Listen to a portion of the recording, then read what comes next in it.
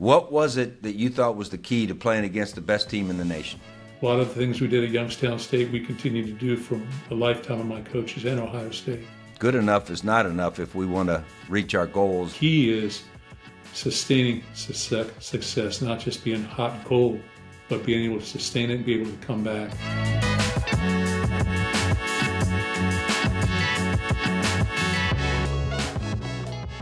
Hey team, welcome to another episode of It's All About the Team. And I tell you every week I'm excited about this guest, but I'm excited about this guest because we have my old sidekick, one of the greatest coaches in the history of the game. In fact, going into the College Hall of Fame here in December. Welcome, Mark Dantonio, to the episode. Good to be here. Excited. Well, I'll tell you what, got a lot to talk about because we go way back and we go all the way back to, we'll have some conversations about the luminary at Zanesville High. I mean, we can go all the way back. Yeah, you can't roast me on this. No, this won't be a roast. This will be just a lot of fun. And like all of our episodes, our goal is for the people that are tuned in and listening to pick up just something little that can help their team because Sure. It's all about the team and we want to add value. And we always start with the fact that your original team makes a big impact. There's nothing more important than what you learned growing up and your the parenting that occurred in your household and your parenting in your household. And so let's start because I know your dad was a longtime educator. And so as you think back to growing up with older siblings, right? Are you the youngest? I'm the middle. Oh, you're the middle. Okay. Middle. Okay. And so share with the listeners and the viewers what you learned about team growing up at home in an educator's home. Well, yeah, my dad grew up in Pittsburgh, Pennsylvania. My mom in Wisconsin, but my father went to World War II at 18 years old. Was a crew chief, so he was in charge of a big plane, B-24. I believe it was B-24. But then he was a coach. He was a teacher. He was an administrator. He was a principal. So along the way, we grew up with that type of stability and that type of structure in the house. My mom was very structured as well. So that was a big process for us. And, we got sort of, especially basketball, we got critiqued when we came home from basketball, but it was always in a positive way. And, but he taught me about, trying to just complete my circles. When you start something, try and finish things. And that was one of his big messages. And had 3 other brothers and we were involved in sports, some of the different degrees and that type of thing. But I was very fortunate growing up in a very solid house filled with faith, and so we had that type of structure. So now you got to play at the University of South Carolina with your brother, John, correct? Yeah, I did. And, I've learned that neither you nor he nor I are very good golfers because we got a chance to play 9 holes of golf last year, and which was kind of new for all of us. But give me a good lesson that you learned from John because I know he gave us lessons when we were coaching here at YSU because he was very successful in his line of business and so forth, and he was very structured, as you used that phrase. Give us a good John Dantonio story. Well, John, first of all, I went to West Point out of high school. And I left there. I just didn't understand the whole thing. It didn't go for the right reasons. Hadn't been away from home. So I left, went to Muskingum College, where Jim Haycock was my position coach for the rest of that year. Then I transferred to the University of South Carolina, where John was becoming a true freshman. And that dude was a competitor. Played as a true freshman. He led it all year. Started three years there, a defensive outside backer. But I remember we had a test in the mile when we first came in there, and we ran with the seniors. There was no, you ran with everybody. And so we ran, and he took off like a jackrabbit. And so I had to stay with him, and then I ended up passing him. But I won the mile. He finished second in the mile, but I was always impressed with just how he would attack a situation. He was an aggressive football player and But he was later a long-time basketball coach in the Centerville school system in Virginia, at Westfield High School. But he was just a guy who was always able to structure things and do the little things that allowed him to be successful. And he was going to make a commitment to you. He was going to follow through on that commitment. Well, I remember the lesson he taught us as we were trying to build the Youngstown State program, and we were getting better. And I remember he gave us that little leaflet. Yeah. Good enough is not enough. Yeah, and, it was a great reminder to us as coaches to pass along to our guys that, yeah, we were improving, but good enough is not enough if we want to reach our goals. And I remember that to this day, that he impacted us. And so let me not get into your collegiate thing. I probably jumped ahead because we can't forget about the lessons learned from the luminary Coach Ron Apperson at Zanesville High School. I've gotten the good fortune to get to know Coach App through you and his amazing storied coaching career at Zanesville, and you guys had a proud tradition at Zanesville and so forth. So as you reflect back, what did Coach App teach you about the team? Well, he taught, the whole system from junior high school through high school was all the same system. So, you had to run 30 hills, these hills that you ran up, there's about 50 yards. That was something that you had to do every single year. But the structure and the consistency, I guess I would say, taught us a lot about leadership, how he handled people, how he went about his business, and the way he treated people. It was always consistent. He never went overboard in terms of criticism. He never really went overboard in terms of praising you either. He coached you for the next play. And I think the one thing that he did, to build a program, the guy's a Hall of Fame coach in the state of Ohio. He brought that consistency. When I was in the 8th grade, I was playing quarterback, believe it or not. There's the same offense that we played when I was in high school. I wasn't the quarterback anymore, but there was just consistency to it. So you built that consistency, and I used to always say, if you could look at our staff at Michigan State, we're really, for 16 years as a head football coach, and much the same with you, I pretty much had the same coaches. Those coaches were good people, mature individuals that could handle problems, communicated very well, and they, if you could just imagine having the same teacher in your classroom from grade 1 through grade 12, you will learn a lot of lessons, but there'll be a consistent basis, and you'll get to know that individual. And so I always thought that you can always change the way you do things and be more innovative and change your philosophy. But if you have that relationship piece, that ability to communicate, have a shared commitment, and trust each other, you're going to be able to be successful. Well, it's interesting because I've often felt that when people asked about our staffs and so forth, that it was the kind of people they were, because everyone wants to know about the X's and O's and Sure. All of those things. But those things come and go. Those things evolve, and if you're not evolving, you're going to get left behind. And so you need to evolve. But that consistency of the kind of people, the expectations, the value of team, the importance of that, regardless of what the X's and O's are, and Coach App being there for so long, built that into an entire community. An entire generation grew up learning the principles, that he taught at Zanesville, and then people carried them on. And same thing with the generation at Michigan State grew up, learning your fundamentals and your beliefs and your values. And so what was it when you got done playing at South Carolina that made you think, I know you went on to OU as a graduate assistant, correct? Yeah, I actually coached in high school for 1 year and taught English. Okay. What made you want to go into the team business? Well, as you get a little bit older, your dad asks you, hey, what do you want to do for a living? and you got to have some plans. And so I thought, that guy who coached me, Coach Dale Evans, I don't know if you've met him, Coach Evans. He's gone now, but he had a big impact on me as an individual. And I thought, I had a passion for the game. I enjoyed the game. enjoyed the X's and O's of it. I enjoyed people. I thought he's got the greatest job in America. And so, I thought, my dad said, hey, you got to teach first. You got to be a high school coach. Who knows if you ever get to college?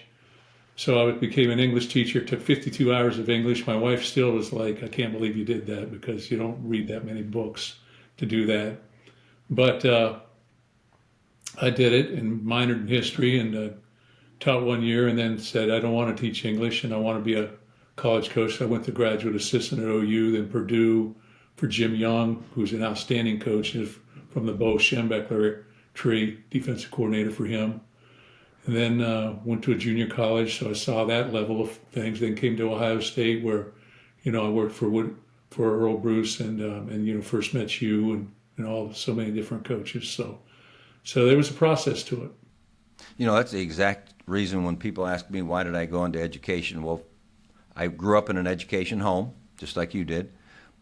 But the reason wasn't because, well, that's what I thought that I could only do that. It was, I saw the impact, just as you said. Sure. I saw the impact on people, and I reflected back on the impact that my high school coaches, my Little League coaches, and my college coaches had on me, and I thought, there can't be anything better in the world than trying to help others. And that's the way we looked at coaching. And so as you think about that year at Purdue with Jim Young, and you mentioned the Bo Schembechler tree, if you had to think about one thing that stands out, that was a lot of years ago, I understand. Yeah, a lot of years. But that stands out to you about what was a nugget you brought from Jim Young that you carried with you all the way through Michigan State? Innovation. Very innovative coach. Here's a guy who had Scott Campbell. I don't know if you remember Scott Campbell. Sure. Some other Yeah. great quarterbacks. Jim Everett was there at the time as a freshman. But here's a guy who was a defensive coordinator, went to Arizona, won there, went to Purdue, won there, and became a guru on the passing game. Then he retires, and a couple years later he goes back and he becomes the head coach at Army at West Point, and he becomes the guru in running the option. But he was going to tailor what he did to who he had playing for him. And again, it's an individual who was a teacher. And I go back to, when I look at assistants, and I had my assistants and even your guys, really your researchers. There's a fundamental way that you decide to implement things and to put it on the board and teach. And I think my teaching background and as an educator helped me do that, have a an order of things. But you're always looking for a better way. You're always looking to try and impact a young person's life in a better way. And a lot of the things we did at Youngstown State, we continue to do from a lifetime of my coaches, and Ohio State, certainly. So, but he's another Hall of Fame coach. Yeah. And when I look at the guys that I've been fortunate to be around, Jim Young, Earl Bruce, Don Capers, yourself, I just go on and on and on. Nick Saban, I've been very fortunate, blessed. Well, it is interesting, and I think about a lot of our listeners and viewers aren't coaches necessarily, but they are trying to build teams, whether they're businesses or whatever it happens to be. And often I would get asked, well, what was so good about your staffs? And it was just that they didn't try to plug a person into a task. They tried to create a task that person could do best. And, as you said, Jim Young went from a passing guru to an option guru. We Very often successful. talk about the fact that we had played in 9 national championship games with 8 different quarterbacks that were all different. I mean, none of them were the same. And so I would really urge the people listening who have a business, who have an organization, who have a team, to think about the strengths of your people and utilize those strengths rather than asking people to do things that maybe aren't their strengths. You're just not going to get as good. That's So you right. go forward to Ohio State, and you're with Coach Bruce. And, I mean, all of us that had the blessing to coach for Coach Bruce, we have a lot of Coach Bruce stories. A lot of B, them. we might have some Coach Bruce bruises, but Yeah. I never C, got we close all enough to know get punched. that's right. But C, we know that we became better people and better coaches by having had a chance to be around Earl Bruce. So Yeah. give us an Earl Bruce lesson that you took with you. Well, Earl Bruce is from the Woody Hayes tree, so he grew up tough love, toughness, and I think that's what Coach Bruce was all about. He was gonna make sure that the toughest guy. And when I talk about toughness, I'm talking about running into people. I'm talking about being able to persevere, mental toughness, being able to push through things difficult. And I think he displayed that on a daily basis there with his staff and then also with the players. And I think there was a deep respect for his toughness. And again, Well, another he guy learned that well with Woody. another guy that coached a lot of football. But my favorite story is on a Thursday, and you remember this probably on a Thursday. That was when you were allowed to go scout teams. I was the designated scout. So really, in 2 years at Ohio State, I was at 2 Michigan games and the 2 bowl games, the Fiesta Bowl and the Rose Bowl. And I remember on a Thursday during a walkthrough, I told one of the linebackers, I said, "Why don't you just hit that gap right there?" It wasn't on the card. He went through and touched Tomaszak and sacked him and untouched and everything. And he just looked, "Who called that?" And they told me to go stand on the sidelines and just stand there for a bit. But Earl was quite a guy, and had an opportunity to see him later in life a couple times, and then I was certainly there for his funeral. But impressive guy, Hall of Fame coach. And again, I've been blessed to Yep. be around so many great coaches, and he sort of began to set the standard. Very organized, structure, championship, expect championships, build for championships, and again, I thought he had great relationships with his players. Yeah, He could joke with the best of them. So that's it was right. good. So you had the chance to go to work for the guy that gave me my first chance, Coach Dennison. My first graduate assistant position and full-time position was with Coach Dennison. My 4 years with him, if it weren't for those 4 years, I promise you there's a lot of things I wouldn't have grown doing. And so you got your first full-time college division. I guess we were 1AA at the time. Yeah, double A. And so talk through a little bit about what you learned from Coach Dennison. Well, I went from Ohio State back with Coach Young to be one of those part-timers at Army.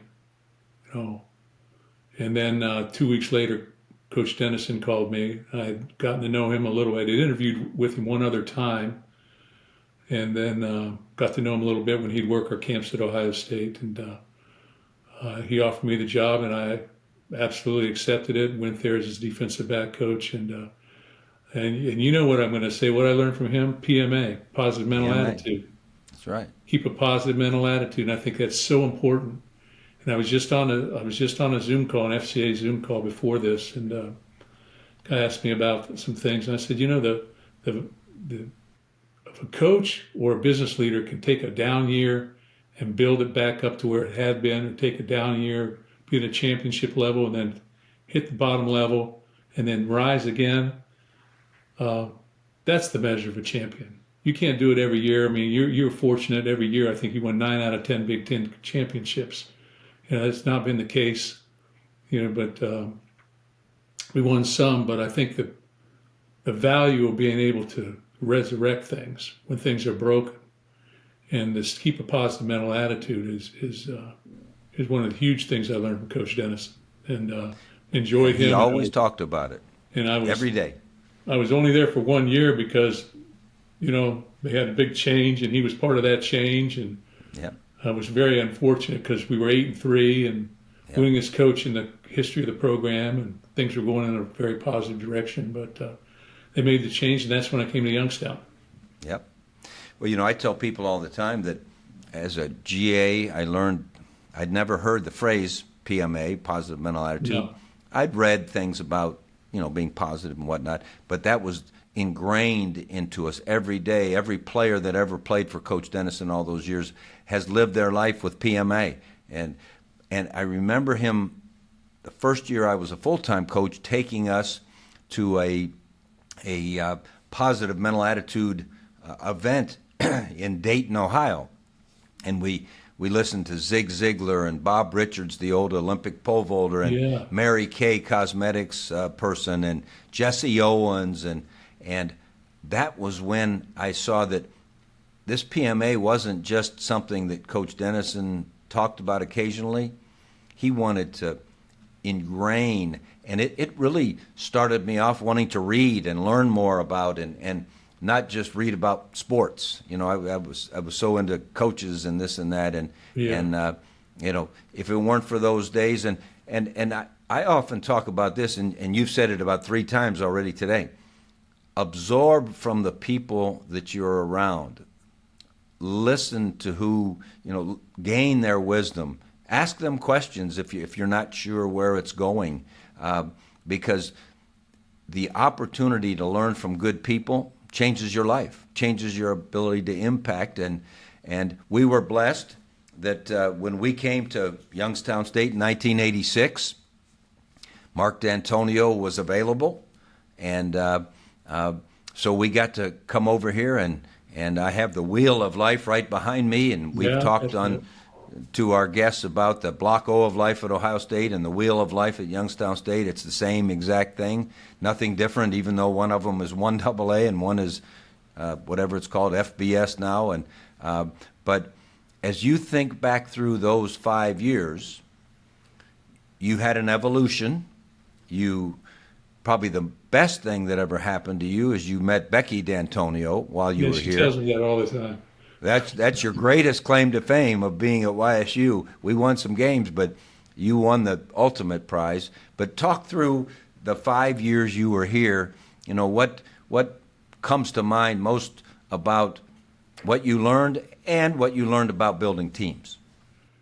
Well, first of all, I'll go back to what you were talking about, because this is a leadership thing. Your leader, from a PMA standpoint, your leader has to be extremely positive, because people are going to have a bad day.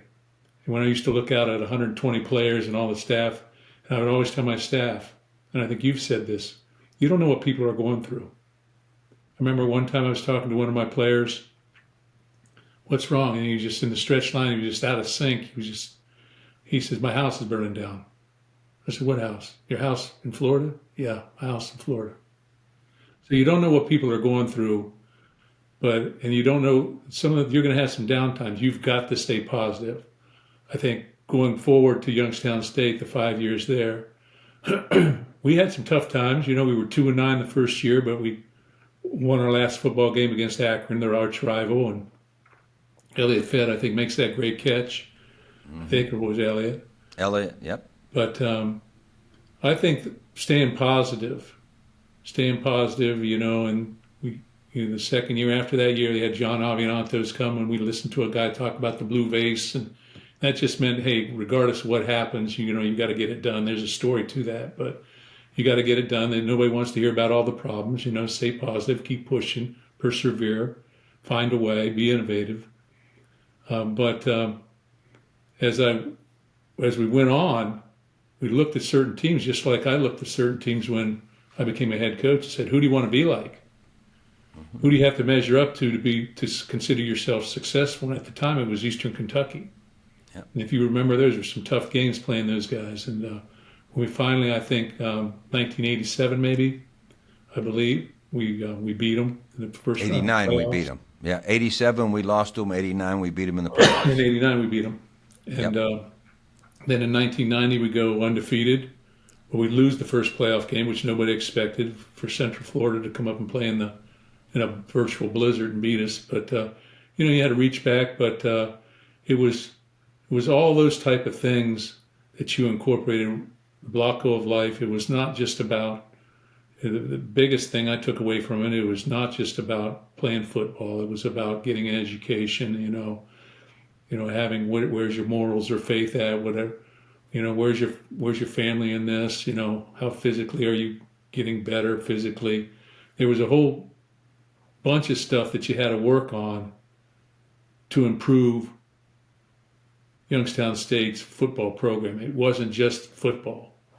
When you develop leaders and when leaders can finally lead on the field, you got something.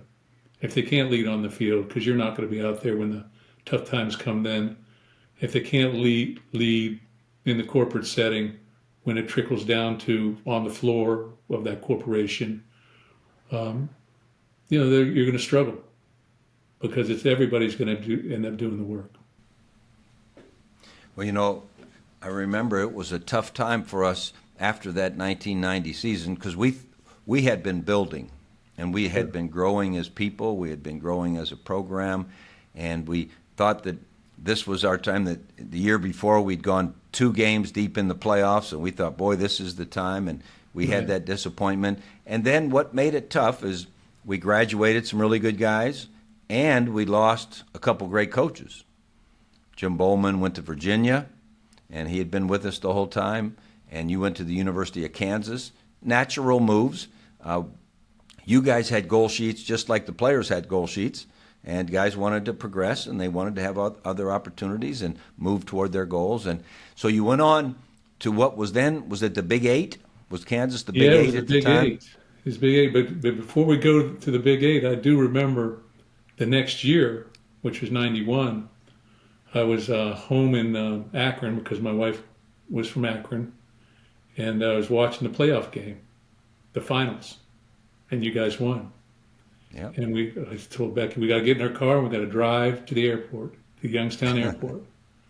And it was a big moment, really. It was a huge moment. I just wanted to see people walking off that plane. Yep. Because I knew that how hard he had worked to get to that point. Well, and you'd put 5 years of your life. I mean, I think everyone that is listening knows the time and effort that coaches put in. Sometimes maybe we put in too much time, maybe unhealthy, but you put in 5 years of night and day, and even those guys, I think back, often to the 1986 team, and whenever I see those guys back on campus, and I think about the fact that the seniors in 86, our first year here, new coaching staff, young coaching staff, they hung with us. And if it weren't for them, that team would have never been built. No, you're right. And I think that's one of the great lessons about team is that it isn't what just happened in a given moment. It's what happened leading up to that. Who all contributed, and that's why you got in your car and you drove over because you won the championship. You might have been at Kansas, but you had put in 5 years getting us to that point, and it was incredible. And I often talk about what it did for the community. Sure. It was, in fact, it was interesting. A lot in that 1991 year, we talked about the fact that if you're really going to have a team, a group, accomplish great things, they have to come to the conclusion that it's way bigger than them. And boy, did we learn that lesson in spades after that 91, because it was like Black Monday 1977 where we lost 40,000 jobs or whatever, was finally, the book was closed on that. Youngstown was back, and it was, bigger than all that. But anyway, you were at the Big 8, Kansas Jayhawks, and Coach Mason, who had been a Woody Hayes guy, had been with Earl Bruce at Iowa State, had been with Earl at Ohio State. If you had to think about, and really, his career at Kansas was darn good. Yeah. Probably better than most coaches' careers at Kansas. Think back to a good lesson of team that you learned while you were with Coach Mace. Well, I think, you start saying these years, I'm thinking to myself, man, that's a long time ago. Right? But I think that with Mace, the one thing, the enthusiasm, guy had enthusiasm. he had enthusiasm with his players. He had enthusiasm on the practice field. He would do certain little team activities where he'd be, even if it was just sort of doing quick hits, hut, he'd be doing those things. But he had enthusiasm for the game, enthusiasm for his players, and his coaches. And I think when I think about him, that rings through. Obviously, a great football coach, and another guy that's very intelligent. And we were up against it, out there and playing Oklahoma and Nebraska in their heyday, but we had some great players that went on and played a long time in the NFL. And so we were successful, we were pretty much, I think we went to, they didn't have that many bowl games back then. We went to Hula Bowl, I think, or one of those, Aloha Bowl, and a couple other bowls. But I remember the first time we were going to be on TV against Cal, that was 1992, I believe. I guess I was there. Yeah, I was there 4 years, 91, 2, 3, 4.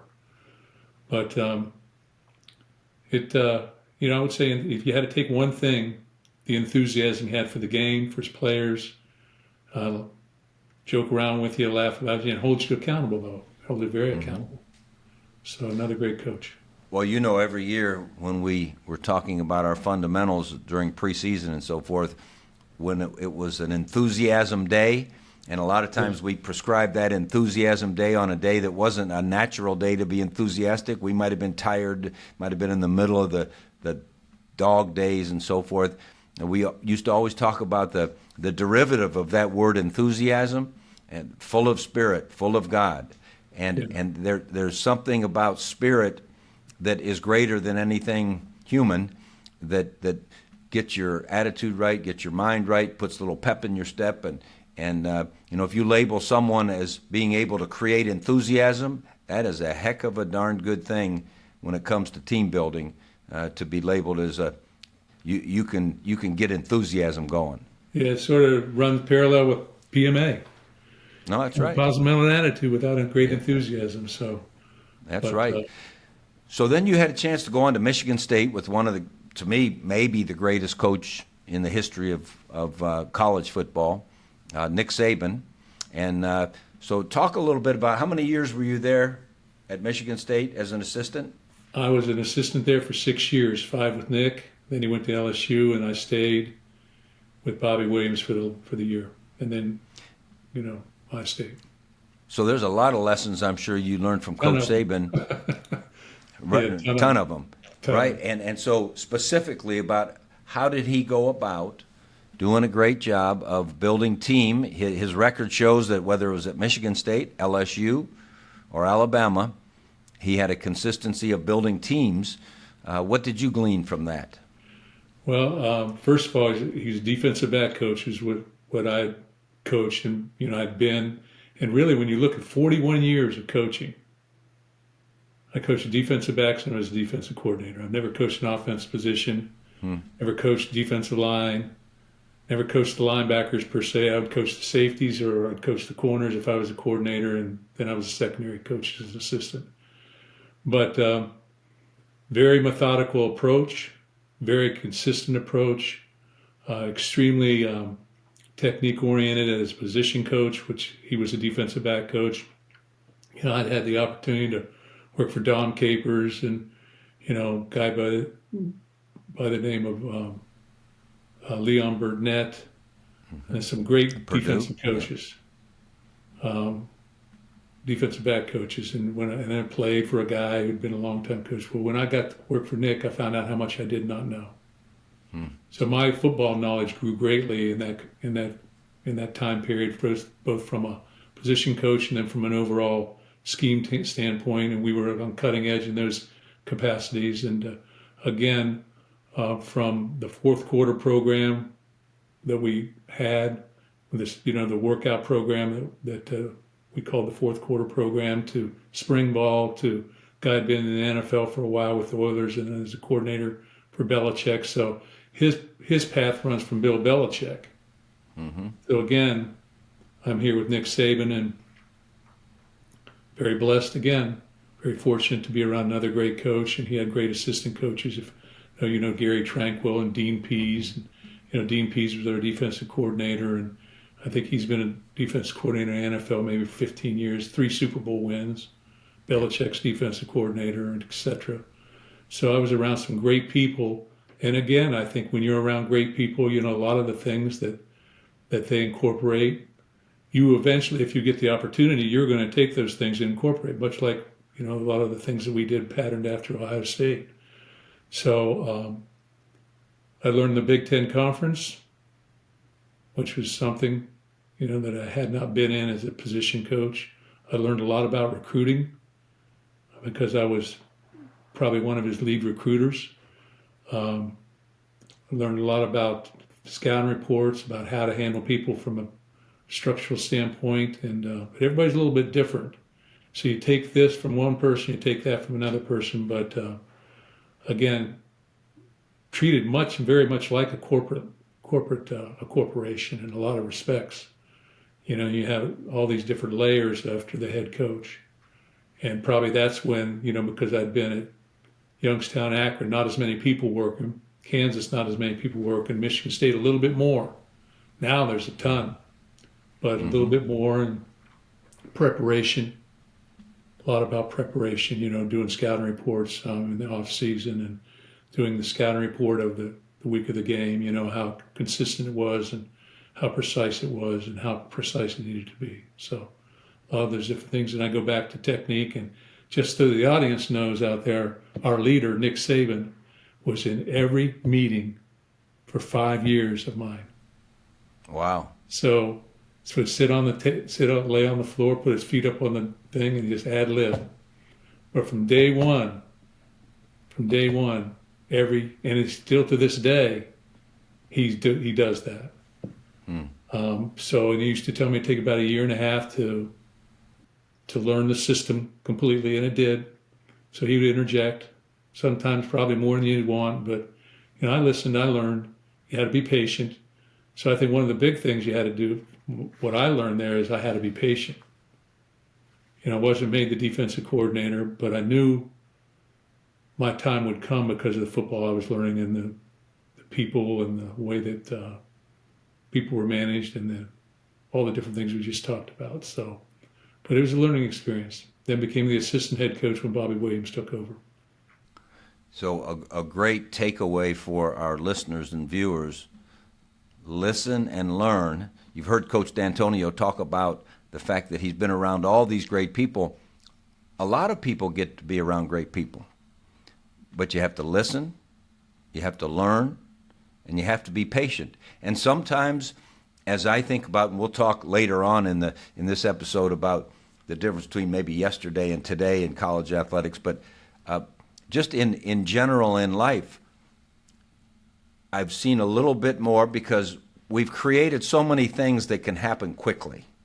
You know, whether, you know, we used to boil our children's milk bottles on the stove in water, and then it became microwaves, and then, you know, whatever, and used to have to dial the phone. It took a while. Now we just, you know, so everything has gotten quicker, and so we're used to that. But becoming great and then becoming a great part of a team, take these Coach Dantonio points: listen, learn, and be patient, because that hasn't changed. Hey teammates, I want to tell you about a project we're working on with Youngstown State University. One of the ways Ellen and I have decided to give back is through the Tressel Institute for Leadership and Teamwork.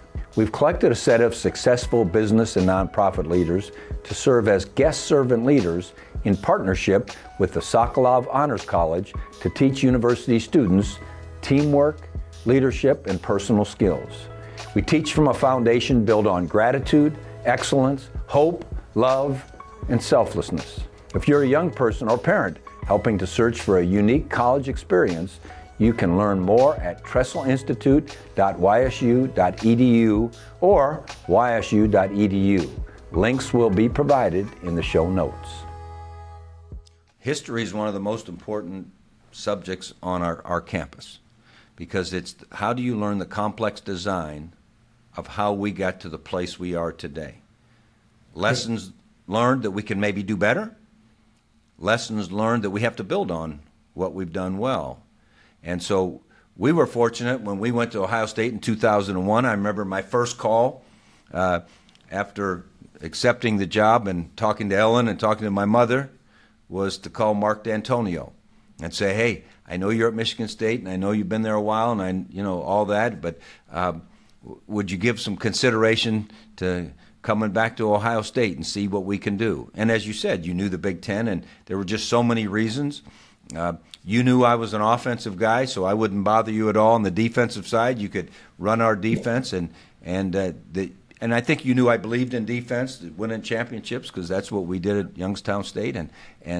So talk through a little bit about those 3 years at Ohio State. Yeah. After having, we'd been together a long time ago, but you'd learned a lot, I had learned a lot, and talk through maybe some new things that you learned during those 3 years before you took off for this Hall of Fame head coaching career. Well, first of all, I remember when you called me, I was at an Outback Steakhouse. I had just ordered my meal. He was sitting in front of me, and I was getting ready to go over and see this top recruit who we later offered, but he stayed at Michigan State. He was a very good player. He had just committed to us. And I dropped my fork.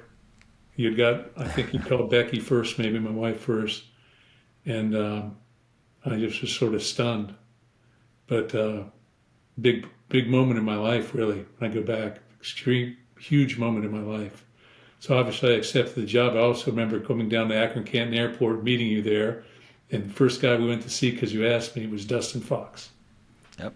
And, got Dustin Fox to come to Ohio State, and was a great player for us there, and many more followed. So I remember that vividly. But some of the things I learned at Ohio State, one, I had a bigger leadership role because now I was in charge of 60 players rather than 15 or so.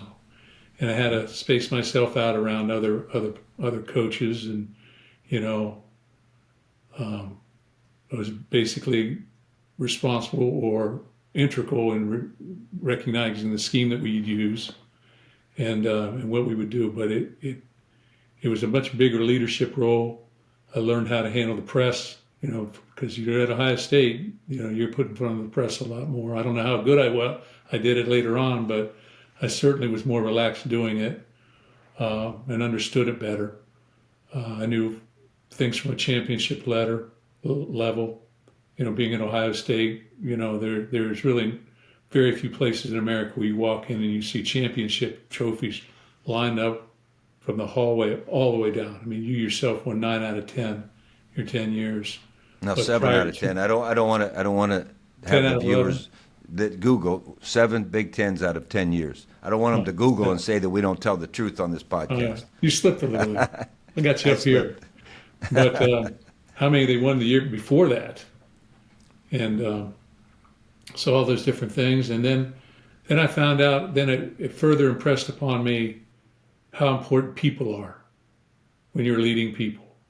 And you reaffirmed that after 2001, when we sat down and did, staff critique, and you brought me in and you sat down and we talked about everything but football for an hour and a half. And you had my goal sheets, which I still have, from 1986. And we talk about, I want to be a head coach mid-level. I want to be a defensive coordinator. I want to have a family, all the different things. But the fact that you had kept that was something that was extremely powerful when you talk about getting your people to go to that level. And I remember that, and I remember all the challenges along the way at Ohio State. But winning a national championship, going down and seeing different people again, seeing Dick LeBeau down at the Bengals, which brought me a little further defensively. Having all the different coaches on our staff, Coach reuniting with Coach Bowman and some of the other coaches, Joe Daniels, and you know him, but you had a lot of very talented people on your staff. And those people, Jim Haycock again, and Mark Snyder, and Mel Tucker. And so a lot of people, they went on and had successful careers of their own. But, when it was finally time for me to leave, I was sort of tucked right there underneath your armpit there. I was safe. So I wasn't really ready. It was only 3 years. My girls were young. My girls were in fifth grade and going into the fifth grade and going into the third grade, I think. So, Let's it was not leave that time yet. We're not going to let you. I'm going to still keep you tucked because I good. have That's to good ask to you hear. one. So, I was just at an event with three of your guys: Kenny Peterson, Yeah, Dustin Fox, and Michael Doss. three And great we ones. were, those are good ones. And so we were at a fundraiser and this and that, and we opened it up to questions and answers. And of course, they wanted to talk about the defensive plan against the Miami Hurricanes in the 2002 championship game. And for the viewers, and I don't want to get the Miami viewers mad at us, but that was an upset. They were 16 or 18-point favorites. They hadn't had a close game for 2 years. I think they had 34 straight wins. They'd run up and down the field against everybody. And so what the people at this event wanted to know was, what was the plan to stop those vaunted Hurricanes? And they asked me the question. I said, I don't know. I mean, I was never in the defensive room. They didn't even tell me where their meetings were. I couldn't add any value to those meetings. So I don't know what they did. But we got three guys right here that were on the field, and so it was so much fun listening to them talk about their expertise of the X's and O's. And so I'm doing a little fact check here. If you think back, and I know that was a lot of games Oh, ago, I remember. but what was it that you thought was the key to playing against the best team in the nation? Well, we did a great job preparing and watching who they were, first of all. So we watched who they were that entire year. We watched every single game, scouted every single game, on paper. So we had a pretty good idea who were the players and who needed to be stopped. And the more you watched them, the more you saw certain weaknesses, I think, that we could exploit. And we had some very good players too, Will Smith, Kenny Peterson, you could go on Darian and on. Scott, yep. Yeah, we had some great ones. Guys that played, I think everyone who started in that game had a career of some sort in the NFL on defense. Oh, yeah. But we had been a big zone pressure team, a lot of zone pressures. And Now, what's the zone pressure? Remember, the viewers here are business people, and they're Sure. educators, and they're coaches. Help everyone know what a zone pressure is, because they're going to hear this on TV, of course, when they're watching games this fall. So what's the zone pressure in 30 seconds or less? Well, if you're playing a man pressure, you're gonna pressure people and play man-to-man defense. You're gonna bring more people. And usually 4 guys rush at a time in a 4-man front. Usually 4 men rush. So if you play zone pressures, now you're incorporating one more person to rush, and in one of the gaps up front, A gap, B gap, C gap, where the guard and tackle are, or center and guard are, and people are moving. There's movement, and you bring one more than they maybe they accounted for. Usually they do account for those, but at the time in 2002, the zone pressures were really something that had taken off in the late 90s, and we were sort of at the forefront of that with Nick Saban and Dean Pease, but we had certain people in that were doing that at the NFL level, and we would learn from them. So we took some of those aspects and developed that, brought that to Ohio State. The biggest thing that happened, though, in that game is we found a way, and I always believed, and you would always ask me, when do we play best? And I'd say, well, when we play fast. That's You right. say, well, when do we play fast? I said, when we know what to do. He said, and you always used to say, keep it simple. So my challenge was always being comprehensive, but staying simple. Simple yet comprehensive. So what we did was we changed our defense up so that the outside backer, who normally rushed in a zone pressure, became Will Smith, who was a defensive end. So we would still rush 5, but it was 5 different players in the same concept, same conceptually way. You could drop 3 different defenses. They'd all be going the different way, but it'd be different people doing it. So in that game, for example, Matt Wilhelm, I remember he blitzed 28 times. And we had a great player in the name of Chris Gamble, who I remember you used to tell me, oh, you can't have Chris Gamble. He played 8 plays last game. And he was like the 3rd or 4th wide receiver. And I kept saying, got to have a guy that can cover. So we took him. He said, you can have him for 5 minutes. So we took him down and played some one-on-one. And the guy was incredible. So we taught him how to, again, simplify and comprehensive. We said, hey, if you play this technique and we stick your fist up, that's what you play. Well, we could play 6 different coverages with her fist up. And that's what he would do. If you put your hand here, it was too deep. If you went here, it was man. If you was here, it was blitz cover. He had 4 things to learn, but he could play any defense we had out there. We just kept sticking him in the game until you finally gave him to us for half the practice. But he covered their good guy. Yeah. I can't remember who the guy was, but he was Andre phenomenal. Johnson just went to the Pro Football Hall of Fame. Yes. Yep. Yes, he'll be there. I got to remember his name. Andre Johnson. No, he just went in the Pro Football Hall of Fame. Oh, Pro Football Hall of Fame. Yeah, Pro Football Hall of Fame. Yeah, so Chris was inside out on that guy and had him basically in coverage. And then we set our front up to be able to blitz a variety of different ways from the same conception, from a different conceptual look, but be able to do that. And that's why we won. And then on the last play of the game, we went back to a standard thing, brought C. Grant off the edge and wrecked the quarterback, won the championship. You know, Matt Wilhelm, you said blitz 28 times. He was only supposed to blitz 27. What, didn't he blitz when he shouldn't have that last play, or wasn't there something crazy? There was something that went on the last play. The whole coverage sort of got debacled. Right. We were in man coverage, but Dustin Fox didn't take his guy. He cushioned the flare route, and Matt Wilhelm was supposed to be on a guy. He took the crosser, and we did double Winslow, and then C. Grant came off the edge unblocked.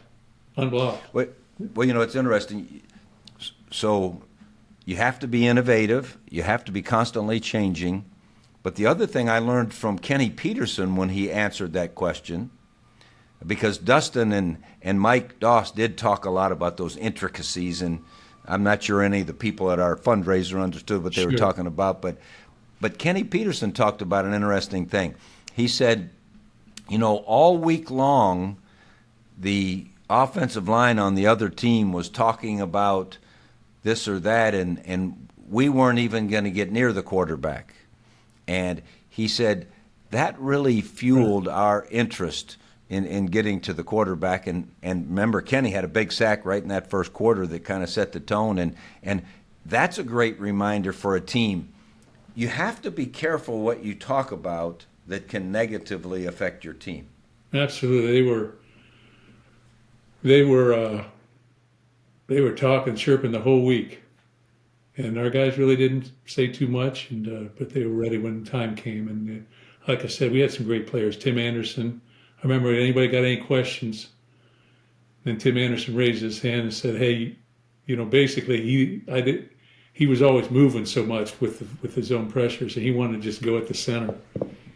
And so that was his. When are you going to let me just turn me loose on the center? Who was a great player. Yep. But yep. And also remember, you know, you'd bring the Marauders down, and you know, you would. You know, I think a point of leadership, whatever you're competing for, you want to test yourself against the best that you have in house. And I think that was one of the things that we did consistently.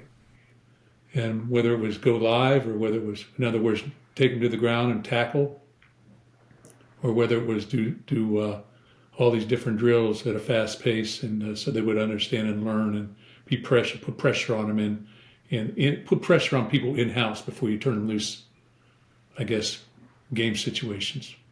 You know, and that really reminds me of, again, people have asked a lot of questions about great teams like that, and I think back to the scout teams. And for the viewers, the scout teams are the guys that rehearse the opponent's plays. And so the better look you get at what the opponent's plays will be, the better chance you have to compete against them.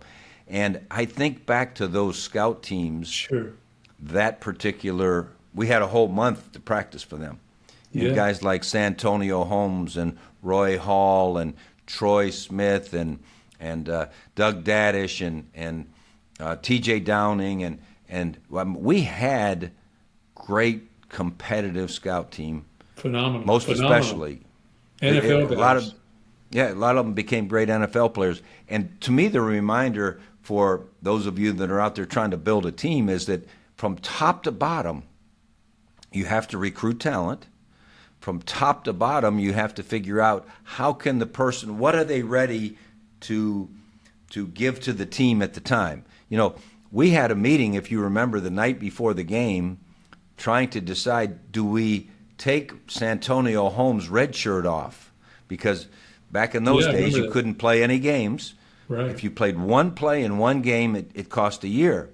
And Santonio Holmes was so good by the end of the year. And yet we had redshirted him, and we went back and forth. Well, should he be a return guy? Should we get him in the game more because the defense has stolen Chris Gamble more, and he's going to play. I think Chris averaged 128 plays a game those Yeah, I last think 5 he or 6 played games. 132 in that game or something Yeah, crazy. crazy number. Fact check me, but Yeah, it was yeah. crazy. It was a crazy amount, but top to bottom, your team, everybody on your team is important, and Yeah, I I think think that's that's one of the what biggest made that. lessons I get. Again, when I go back to just being with yourself and in terms of leadership, everybody on our teams, once I became a head coach, especially, well, you did it prior to that for us, but everybody had to have a role. I don't care if you're a scout teamer, you had to have a role and you had to be passionate about your role. Otherwise, you shouldn't be there. And I think that's one of the biggest things that I learned, that you give people a role, but by giving people a role, you have a shared. Again, I go back to our player meetings, our coaches meetings. You talked about people's families. You had a graph of their family, who you just don't know where they're from, who they are, how many sisters, what kind of difficulties they've been through, what kind of positive things they've been through. But getting to learn people and shared experiences, how you used to sit and talk to, you'd have lunch with the managers. You'd alternate lunch with the managers and lunch with the trainers in camp, the student trainers, student managers, and you knew about their families. And I was just always amazed me. And I think when you do that, when you invest in people, it comes back to you tenfold. It just That's keeps right. coming. And I So think before that, we go on to your head coaching career, I have to interject here. sure. A key to any family or position you hold, but most especially as a head coach, is that family. Because you talked about your responsibility increased as you became a defensive coordinator. And just like people out in business, as they get promoted, their responsibility increases, the expectations, their other people are counting on them and so forth. So now you're getting ready to go be a head coach. But let's step back and reflect on that team at home with Becky and Kristen and Lauren and the impact they made on you having a chance to get to that point. Well, when you're a coach or probably in a lot of different professions, your family's going to sacrifice. And, we always, because you spend a lot of time coaching, you're working 80-hour weeks, you're working every day, you get one day off in the entire fall from August. So we always talked about, whatever time we had together was going to be quality time. We might not have the quantity, but it'll be quality. So they were special, and they were always going to be at the top of the chart, whatever's going to be the best for them. And, Becky's been a rock for me throughout the process of since we've been married. We're coming up on 35 years this next year. But, in terms of my faith, in terms of how we do things, in terms of, my confidence, all the different things behind the scenes, my family was extremely important. And as you said, I'm going into the Hall of Fame and College Hall of Fame, and it's not just me going in that Hall of Fame. It's we. It's my family. It's my players. Yep. And critical, just critical pieces of your life. If we often said if your home is not in order, it's going to be very difficult to have your place of work in order. And so we made sure that was going to be in order, that they were going to be taken care of. And it's tough when when they're young and you move, we were very fortunate to be in the Midwest, to not be too far from where we were the last time. And really, whether it's Ohio State, Cincinnati, Michigan, that's predominantly 30 years of my life. And, my girls ended up going to Michigan State, so there's another 4 or 5 years with both of them at home, in and out of the house. So very fortunate. Hey teammates, I want to tell you about a project we're working on with Youngstown State University. One of the ways Ellen and I have decided to give back is through the Tressel Institute for Leadership and Teamwork. We've collected a set of successful business and nonprofit leaders to serve as guest servant leaders in partnership with the Sokolov Honors College to teach university students teamwork, leadership, and personal skills.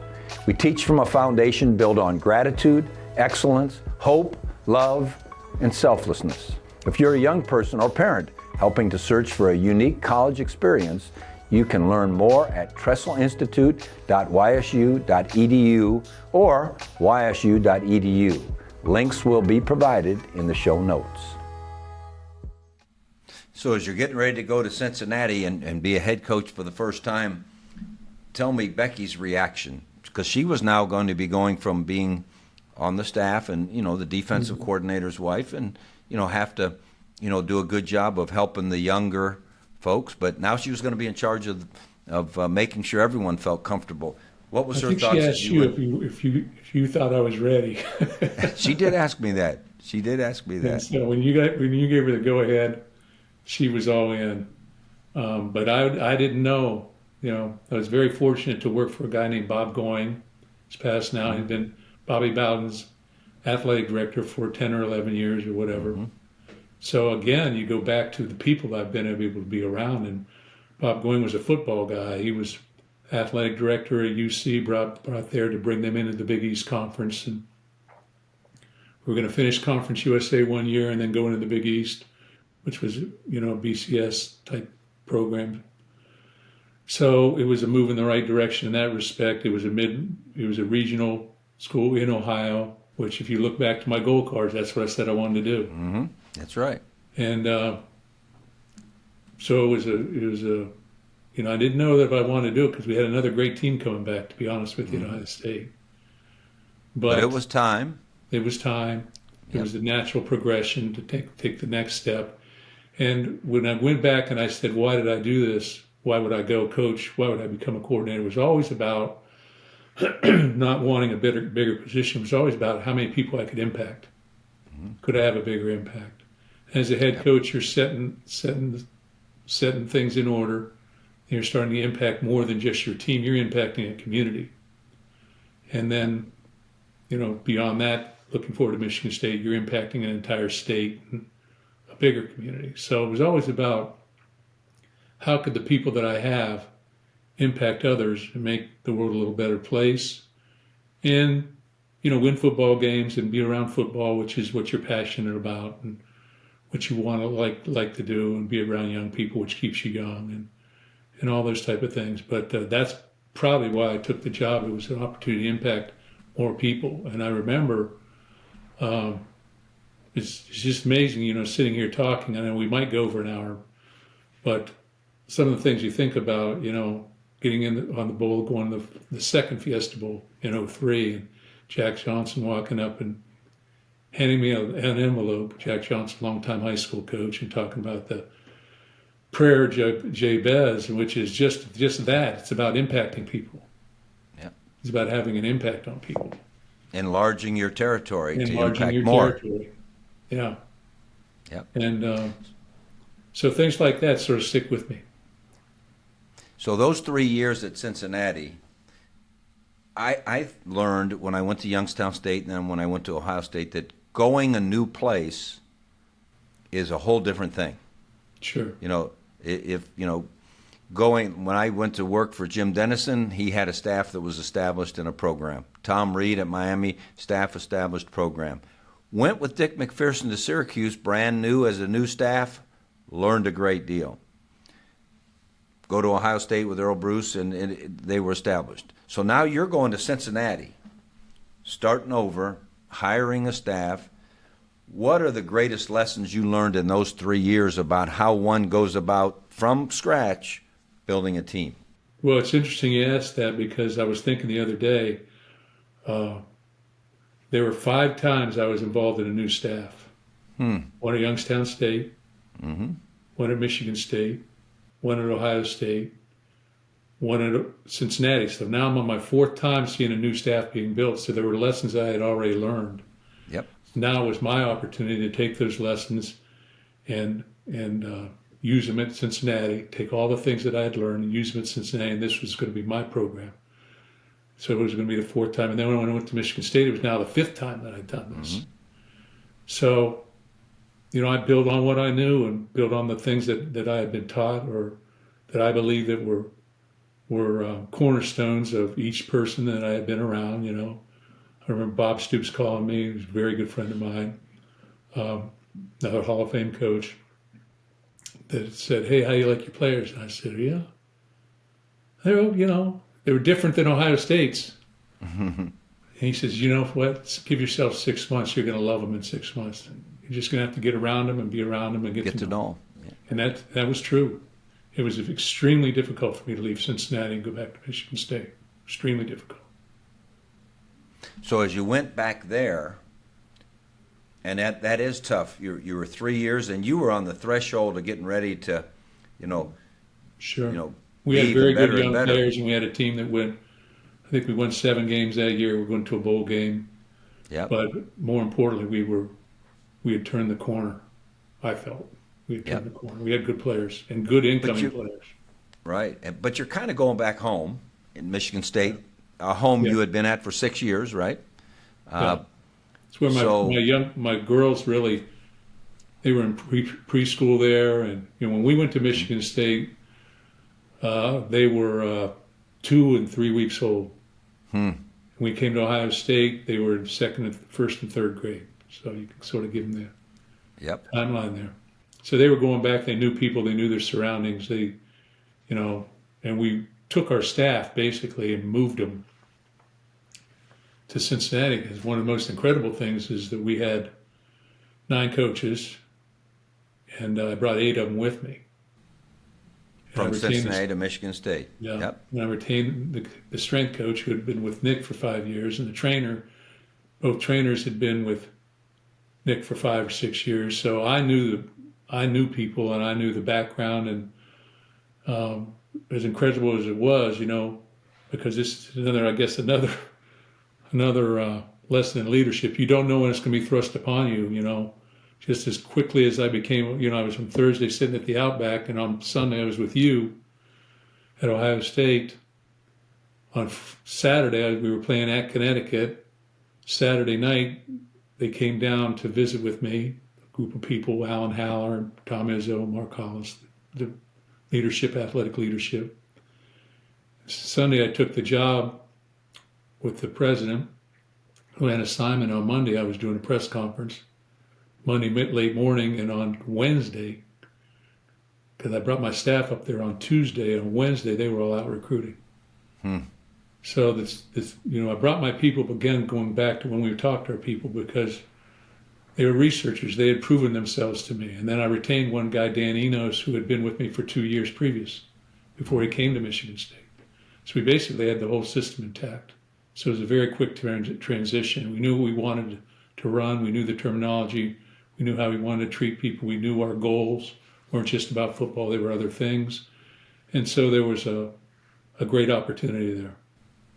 So I was talking to one of your old sidekicks just today, and I told him we were going to be having this session. And his name was Bob Mansfield. Oh, yeah.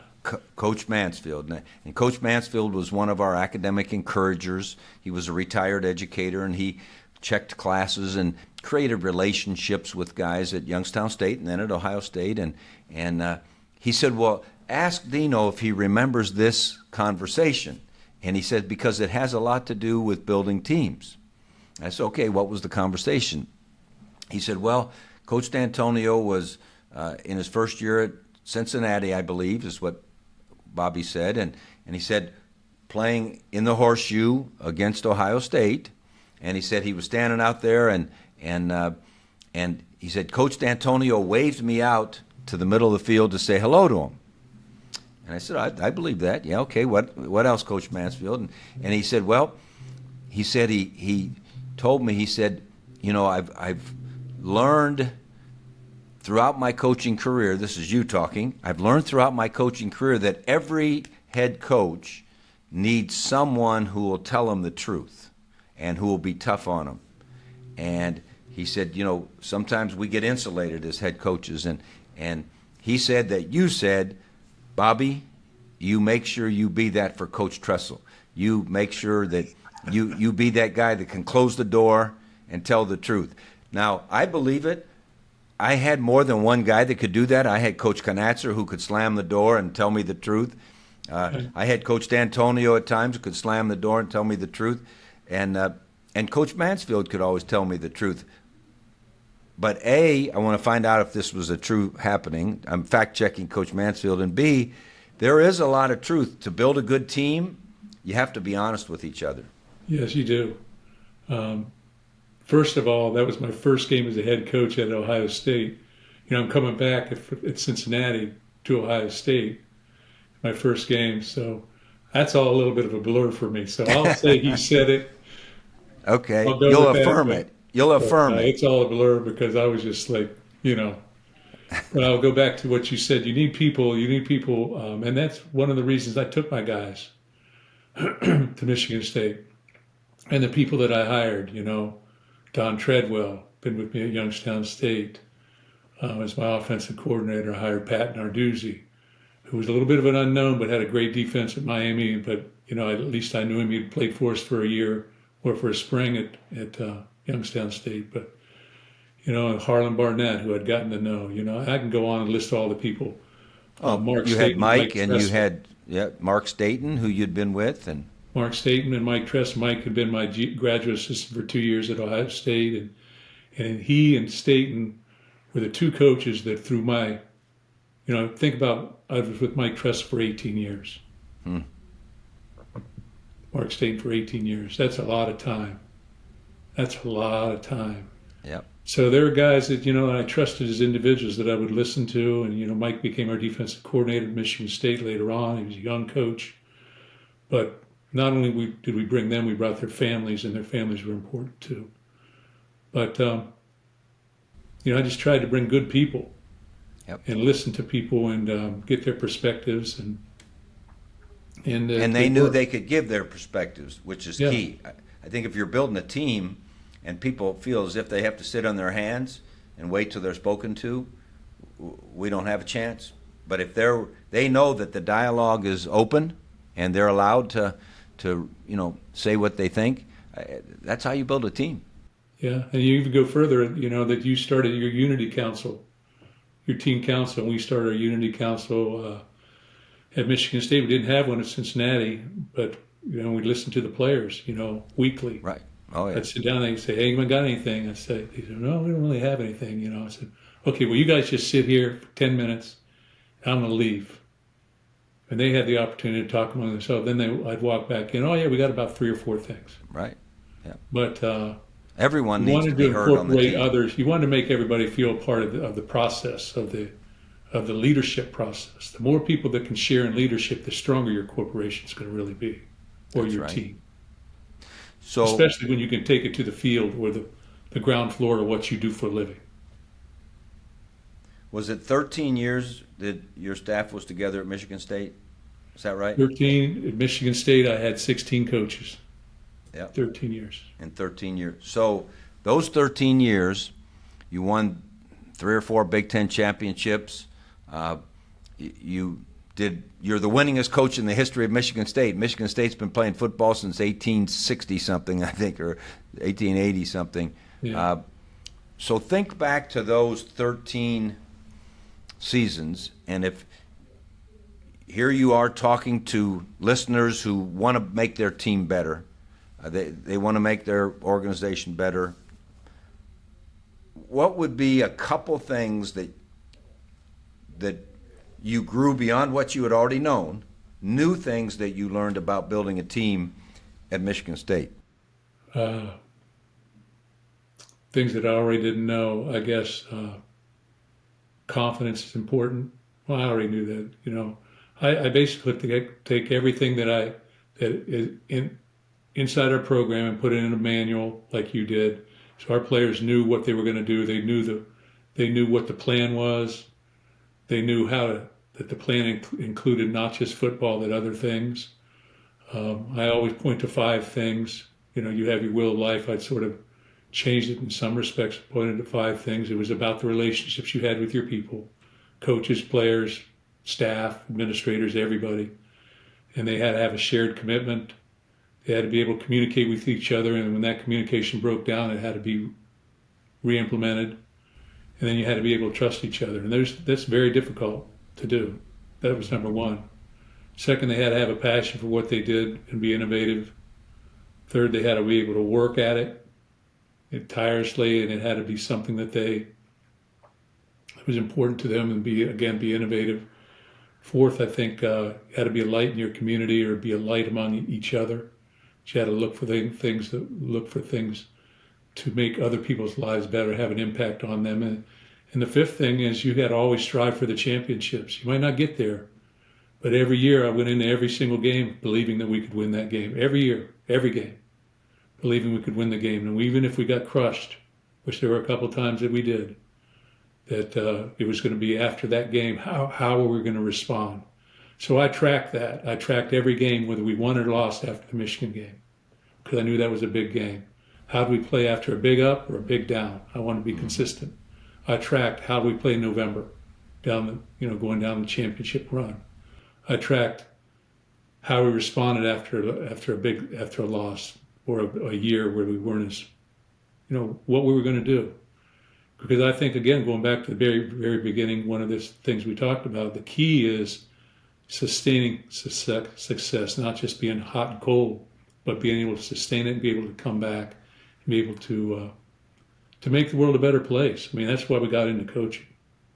I'd like to think that you get into being a leader in a corporate level about more than just making money or being powerful.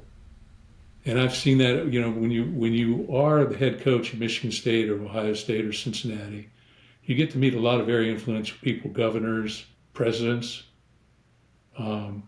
corporate leaders, all different people across all spectrums of life, spiritual leaders.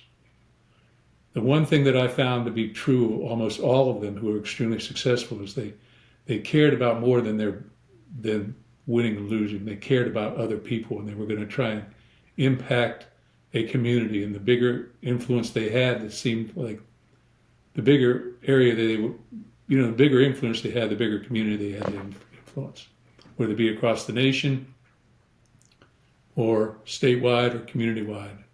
And the ones that really were happy with themselves is what they did. People that weren't happy with themselves were always people that were basically concerned about, just being successful, because that can tire you quickly. Yep. It can work against you and put additional. Well, as we said often, I wanted to have fun. Yep. We said often to our teams, you're never going to reach your potential until you understand it's bigger than you. Right. It's not about the ring you're going to get or the trophy or it's bigger than you. But I have to go back on one thing that you said that has got to be a takeaway that our listeners and viewers, we didn't smooth over it, is you talked a lot about being a good listener and a learner and being patient. But you also talked about the fact that when it was your time to put your signature on it, you didn't just take the block O of life or the wheel of life or whatever Nick Saban's hierarchy of focus was. You created your own. And I've seen so many teams try to get built exactly like another team. It never works. No. When they become their own team, when they become who they are, realizing that it's bigger than them and what else can they impact, I think that's really critical for our listeners to understand. Yeah, it is. I think you do have to identify with somebody, and you have to take what you've learned. But for example, Michigan State's never going to be Ohio State. I know Michigan State people might not want to hear that. It's never going to be Michigan. It's never going to be Ohio State. So I looked and said, who do we want to be like? Well, we wanted to be like Iowa, consistently winning bowl games every year, challenging for a championship, not every year maybe, but on the edge of it, and being a very highly respected, playing with toughness, playing with skill level, but playing with toughness, persevering. All the different things that I looked at that program over the years that we had played them and said that's consistent. So we wanted to be like them, and there's somebody out there from a corporate standpoint that you do want to be like. Yep. And then you have to have your own stamp and put your own stamp on there, because if it's not your stamp, then you can't tell people about your product if I'm telling people about Ohio State's product. If I'm just trying to cookie cutter it. It has to be something that's in your heart, that you understand, that and then that you can speak from the heart about. Well, it doesn't mean you can't beat those people you're not like, because your record against Michigan Michigan was what? I was going to say, what was your record against Michigan? Yeah, 7-3, something like 10. That. Yeah, or 8. Yeah, we ended up 8 out of 13. Okay, 8 out of 13, and one point we were 7 out of 9, I guess. Yep, and so I don't want the listeners and the viewers to mishear what you're Ohio saying. State too, there, Coach. What's that? Yeah, we beat Ohio State a couple times too. That's right. I understand. But yet you weren't trying to be them. You were trying to be the best you. Yeah, best version of yourself. Best version of yourself. You had a good role model around campus named Tom Izzo. I've always had unbelievable admiration for, I don't know how many years he's been the head coach now, 25, 30? I don't know. I think 29. 29. And so before we end this session, I really would be remiss if I didn't say, what did you learn about building teams from Tom Izzo?